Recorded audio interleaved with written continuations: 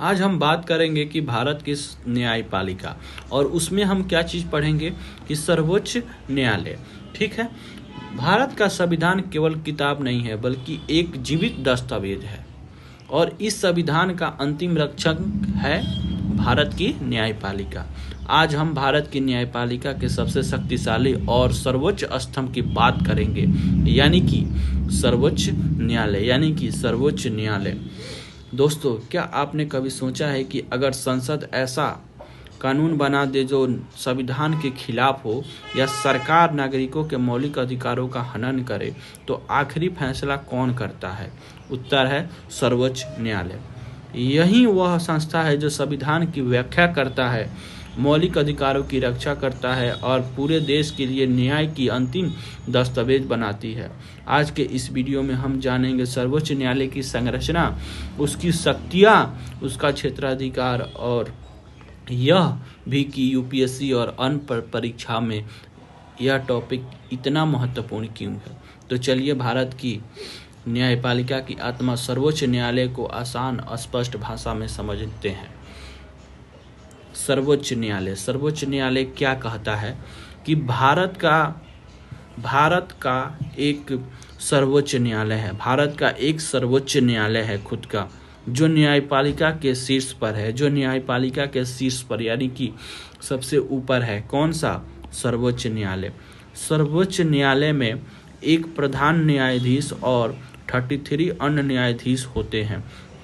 सर्वोच्च न्यायालय में एक प्रधान न्यायाधीश और 33 अन्य न्यायाधीश होते हैं। क्या होता है? एक प्रधान न्यायाधीश और 33 अन्य न्यायाधीश होते हैं।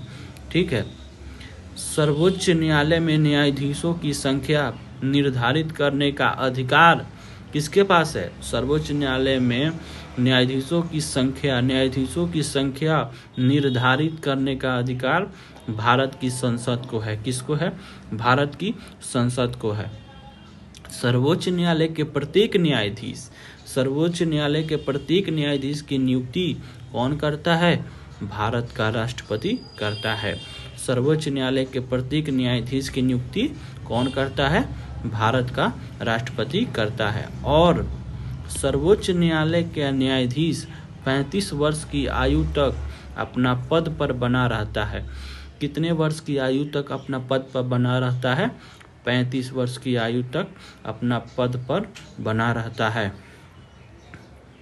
सर्वोच्च न्यायालय के न्यायाधीशों को शपथ भारत का राष्ट्रपति दिलवाता है। कौन दिलवाता है शपथ? सर्वोच्च न्यायालय के न्यायाधीशों को शपथ कौन दिलवाता है? भारत का राष्ट्रपति दिलवाता है। कौन? भारत का राष्ट्रपति दिलवाता है। यदि सर्वोच्च न्यायालय का कोई न्यायाधीश का कार्यकाल समाप्त होने से पूर्व ही इस्तीफा देना चाहे, तो राष्ट्रपति को संबोधित करते हुए दे सकता है। यदि सर्वोच्च न्यायालय का कोई भी न्यायाधीश अपने कार्यकाल समाप्त होने से पूर्व, यानी कि अभी उसका रिटायरमेंट नहीं हुआ है, उससे पहले ही अगर काम छोड़ना चाहे, इस्तीफा देना चाहे, तो राष्ट्रपति को संबोधित करते हुए ये कर सकता है। राष्ट्रपति को बोल सकता है कि मैं काम नहीं करना चाहता हूँ, ये लीजिए मेरा इस्तीफा, और ये आज के बाद से मैं काम नहीं करूँगा। तो इस्तीफा देना चाहे तो राष्ट्रपति को संबोधित करते हुए दे सकता है। ठीक है, ये रहा हमारा, यहाँ पे फोटो में देखिए, ये रहा सर्वोच्च न्यायालय। और आज हम टॉपिक का नाम क्या था? भारत की न्यायपालिका। इसमें हम क्या देखे हैं? सर्वोच्च न्यायालय। ठीक है, तो आई होप कि आपको सर्वोच्च न्यायालय के बारे में कुछ तो जानकारी मिली होगी, और मिलते हैं फिर से नेक्स्ट दिन। Thank you for watching the video.